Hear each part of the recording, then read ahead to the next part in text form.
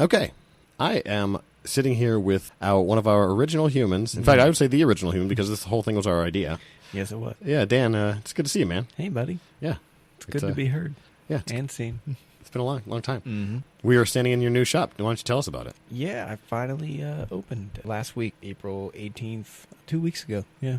It is in Brentwood, 11 DeWalt Avenue, between McDonald's on Brownsville Road and the Giant Eagle Plaza, Brentwood Town Square. I'm glad you said exactly where it was because I actually drove into the Giant Eagle parking lot because the Google Maps it wasn't exactly clear where the pin was. Right. So I kind of drove around for a second, but it's right on the side street, next to Giant Eagle. Mm-hmm. So if you're looking for it, that's where it is. The signs are in the window, and there'll be a big sign on the building soon. It's been a wild couple of weeks getting this set up. Well, it seems like got everything mostly in order here. Yeah, on this part of the store, yeah. But yeah, so come check out the shop. Yeah. Southside Comics. Yeah. I guess technically it's still Southside, because it's still in the South Hills. Yeah, exactly. Plus it's a sweet logo. You don't want to get rid of the logo. No. I don't want to get rid of the logo and the website. Right. And, it's brand recognition at this point. Plus every place has a Southside, I guess, right? Yeah. Even in your hearts. Yeah. Hey, it's a good country. Sounds like a country song. So I banished her to the south side of my heart. That's depressing. That guy probably had a rough go. Is the south side the bad side of your heart? What side of your heart is that? I mean, I'm going to say it's the fun side. Yeah, you're right. That's where the partying happens. Yeah. I'm like, my heart's feeling like real south side right now. So yeah, we haven't one-on-one talked about Infinity War yet. No, we've been holding off. Yeah. Some dudes were just in the store earlier, and we were kind of bullshitting with them. Mm-hmm. And no, I was holding back thoughts just because, I wanted to get and start recording and just have us talk about it. Yeah. With no contamination from others. Right. And sometimes the people, when you're casually talking to somebody about some of this stuff, it can just become circular. Yes. And it's like, I'd rather just. I think we both felt this. I was like, we are going to talk about this. So I also didn't want these guys to stay any longer. It's like let's. Come on. Yeah. we got a recording to do. Yeah. But that's not to say that we don't want people in the store. Please come in and talk to Dan and. Yeah, those guys are great. Yeah, those are cool. Love those guys. Yeah. So your initial. Oh man. That movie is start to finish just nonstop action and drama, and it puts you through the ringer as a audience member. Yeah. Even knowing what was coming at the end, fully expecting all of that to happen, it still was effective in triggering some emotion. Yeah, for sure. No, I totally agree. The thing I liked the most, the first thing I noticed about this is that it actually felt like a big storyline, like a graphic novel storyline. Oh, yeah. As opposed to because the first Avengers, second Avengers, it feels like a movie. It feels like it's you've got all these characters, and it's cool to see them together. Yes. The first one over, they do that tracking whatever that swing around shot of all the Avengers back to back. That's fucking awesome. It's the first time I've ever seen something like that. Yeah, that was cool. But it felt like I was reading one of the books where it's just this one scene is Star-Lord meeting fucking Thor. Yeah. And that's hilarious. Oh, yeah. And then just all kinds of jokes because at this point they've created a scenario Marvel and Disney have created a scenario where it's almost as if I feel most people now are at a level where people who like comics were only at that level where it's these characters so well that you can just put them in situations. You don't have to explain who they are or give any background. It's everybody fucking knows now who the Black Panther is. That's crazy to me. Yeah. But it allows for that, just throwing those worlds together and being and have it be fun for everyone. That's why comic books have been so important and successful for so long, because you have that shared universe and interactions that happen. And if you've been following along, it's normal. You know, it's the payoff for being invested in something like this. So this is the payoff for investing in 10 movies. Yeah. Or 10 years of movies. Yeah. How many movies? I think it's 19. 19? Something like that. Oh Lord. Yeah. Yeah. I mean, it is. It's the payoff. It's the first crossover. Yeah. It's just that feeling you had when you read your first crossover. Yeah. When you had the X-Men and the Avengers and the Fantastic Four on the page at the same time reading a comic, and you're like, oh, this is so neat. Yeah, exactly. These things don't interact very often, and now here they are, every bit of them on the page together. Yeah. And the cool thing with this, I think, going forward, is that now in the other Marvel movies, we have established this is a real universe now. This is a humongous universe. There are all these things happening. So now it wouldn't be weird. In the comics, for example, there's just I'm thinking of the comic where Wolverine's in a bar and he invites Spider-Man to the bar. I think we talked about that. You and I have talked about that one before. But it's just that's not weird because they live in the same world. We know that. Right. So now, whatever movie anyone wants to make with these characters, they have this pool of being like, you know what? Say I'm directing, a Black Panther movie. It's like, wait, maybe Cap can show up, maybe whoever can show up, and you don't have to explain who they are. It'd be like, everyone knows who that is. It's fucking Captain America. Yeah. You don't have to spend any time doing any explanation. Right. It's great. Like they've put the work in, and now they've earned. We've all benefited from the spoils. Oh, wow. Yeah. Have we ever? Yeah. I don't feel like such a loser anymore.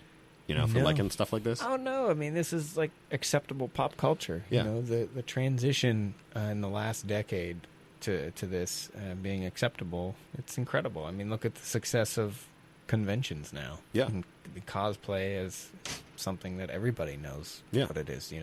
It's incredible. It's awesome. Yeah. And I think there's a big one thing I've been thinking about recently is, and we're totally got off topic, but I think we do this all the time. Oh, yeah. But I think this is important. This is something I kind of want to say. It just like occurred to me to nerds. I've been trying to, as a nerd myself, try to be a better nerd and like a happier nerd. Because as a nerd, it's really easy to be like, well, it used to be just me that liked this thing, and now everyone likes it. Now I'm not special anymore. Sellouts, mainstream. Right. I don't want to do that. It's the same people who are like, oh, I hated The Last Jedi because it's not what I thought was going to happen in Star Wars. Yeah, like, I want to like things. I want to have a good time with things. So I'm gonna stop. I'm actually trying to stop doing things like that. Being a shitty fanboy. Probably, well, for you, it's either Lord of the Rings or Game of Thrones, where you could really, really correct people. Oh, yeah. Those Star Wars probably. Yeah. In most cases, yeah. Yeah, so I guess that's your greatest test. You just have to. Yeah. When someone else likes it, and you know that you know so much more, and they're incorrect. You just gotta kind of nod your head. It's just like, you know what? Just be patient. Be like, I'm glad that you like this thing, and if you want to know more about it, I can bore you with it. But if you don't, that's cool too. Or I could give you a recommendation. Sure, yeah. If you want to know more, dive into it. Yeah. Do you want to know more? That should be the shirt I'm wearing here, dude. Fuck yeah! Oh my god, that'd be amazing. Yeah. You should get. Okay, so it should be that frame, the Starship Troopers thing, but the image should be the logo of the shop. Oh, that's great. Do you want to know more? Yes. Yeah. I love it. Yeah. See, good ideas, man. That's why we go off topic. Exactly. So, Infinity War. I love that it feels like an actual crossover. Exactly. Also, I think that they've really, I mentioned with the guys in the shop, is they've really been focusing on. The reason why these last few Marvel movies have been so good to me is because they've focused on all points of view. So the villain isn't just, I'm evil, so I'm going to take over the world. My name is Steppenwolf. Ah! Oh, God. It's like, what the fuck is this guy's motivation again? So he doesn't have one. Mother. Evil. Mother. Just evil. Mother. Yeah. In the last couple movies like Black Panther and Avengers, the antagonist, I'm not going to say the bad guy, because I don't think that it's fair to judge either one of these characters as a bad guy. Totally agree. So like, I think that they're antagonists in the fact that like they might have an opposing viewpoint of something, and their methodology is flawed, or flawed the way that we would see it. How they want to achieve their goals. Right. So they might have a goal that you or I could relate to. For example, like if you were abandoned by people and you wanted to take back your identity. Yes. I think a lot of people can relate to that, especially black people. That's why Black Panther fucking ruled so hard. Right. And then Avengers, where it's like, everyone's had the moment, I said this on Facebook earlier today. Everyone's had the moment where they're like in the car or standing behind somebody in like a long line, and there's like, why the fuck are there all these people around me? Oh my god! Who the fuck are all these people? Oh yeah! Can we just get rid of like, I don't know, half these people? Everyone's thought that before, or if you haven't, you're probably just dim, or like I don't know. It's anybody that's been in a car or a crowded city. Yes. Like definitely you have thought there are way too many people here at this moment in time. Right. And so it's reasonable to be like, what can we do about this? Now, his reasoning is like to make half them die. It doesn't like genocide. That's in fact one of the only reasons, the only problems that I have with them changing his motivation from, because in the comic book it's way different, and that wouldn't work because no one can relate to just being in love with death and wanting to kill a bunch of people for no reason. That wouldn't have worked. That wouldn't work. So I'm not saying that they should have done that at all. But his motivation being like that they're just kind of overpopulation, trying to relieve the suffering of people. That's cool, but you have the Infinity Gauntlet. If it's overpopulation, you could just make more planets. Yeah. Or make a second universe, or literally universe. Anything you can think of. Like your solution can be anything. You don't have to. You could just, as soon as you put the gauntlet on a rational person, and to be fair, maybe this speaks to Thanos' actual psyche. He's broken because he Right. witnessed it happen on his Right. planet, and he can't think a different way. Yeah, Right. he knew that they were facing immediate doom, and something had to be done. Right. It's just his method of getting there is wrong, but Right. he watched it happen to his people, so he's ultimately broken and flawed in Right. motivation. I like the idea that that's the problem. Where like his flaw is the reason why. Like you or I, our first thought was, I have infinite powers now. Like I can do whatever I want. Yeah. Hopefully we'd be like, well, I'm just gonna make everybody happy all the time, or whatever. Like happy as far as they see it. Yeah. B, get rid of Republicans. I don't know about that. Okay. Maybe make everybody a little bit more open to listening to others' ideas. Okay. You can get rid of the ones you really. You know what? It's your gauntlet. You do what you want. But yeah, so I think that it speaks to his really deep flaw, his character flaw, Yeah. and I hope this is intentional. Is that like once he gets the gauntlet, like why would you kill everybody? You can just do whatever you want then, and everything can be fine. But his damage creates the universal damage of half the people dying. He can't see past his own emotional scarring. Right, exactly. Right, which is horrible. I would love for the resolution of all this not to be them like physically beating him, but being like, dude, you have the Infinity Gauntlet. What are you doing? Like, why are you just talking? Because with the Gauntlet, how the fuck do you beat him? Right.